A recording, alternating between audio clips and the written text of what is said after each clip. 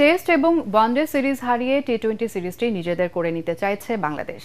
Match পূর্ববর্তী সংবাদ সম্মেলনে তেমনটাই জানান টাইগারদের সিনিয়র সহকারী coach Mohammad Salauddin. Winning combination ধরে রেখে তৃতীয় টি-20 ম্যাচটি জয়ের লক্ষ্য তাদের। কলম্বোর রানা সিংহে প্রেমাদাসা স্টেডিয়ামে আগামীকাল বাংলাদেশ সময় সন্ধ্যা 7:30টায় শুরু হবে ম্যাচটি। আরও জানাচ্ছেন পরাগ আরমান। বাংলাদেশ ও শ্রীলঙ্কার মধ্যকার তৃতীয় শেষ টি-20 ম্যাচটি রূপ নিয়েছে ফাইনালে। টেস্ট ও ওয়ানডে সিরিজের পরাজয়ের পর প্রথম টি-20 ম্যাচেও শ্রীলঙ্কার কাছে হারতে হয়েছিল বাংলাদেশকে। তবে দ্বিতীয় ম্যাচ জিতে ঘুরে দাঁড়িয়েছে টাইগাররা। ৮৩ রানের বড় জয়ে আত্মবিশ্বাসও বেড়েছে তাদের। সিরিজে চলছে ১-১ সমতা। সেই আত্মবিশ্বাসকে কাজে লাগিয়েই টি-20 সিরিজ জিততে চান টাইগারদের ব্যাটিং কোচ মোহাম্মদ সালাউদ্দিন।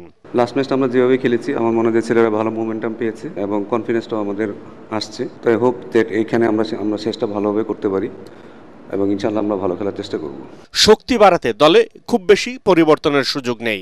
নিজেদের প্ল্যান অনুযায়ী খেলতে চায় বাংলাদেশ, তাতেই সাফল্য আশা করছেন ব্যাটিং কোচ।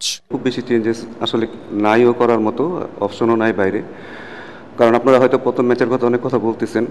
আসলে আমাদের বেঞ্চে তো আসলে ওরকম প্লেয়ার মিডল অর্ডার প্লেয়ার ছিল না। যে একটা ব্যাটসম্যানই ছিল সেটা নাইম ছিল। এছাড়া আমাদের আসলে কাউকে খেলানোর মতো অপশন ছিল না, জাকির ইনজুর ছিল।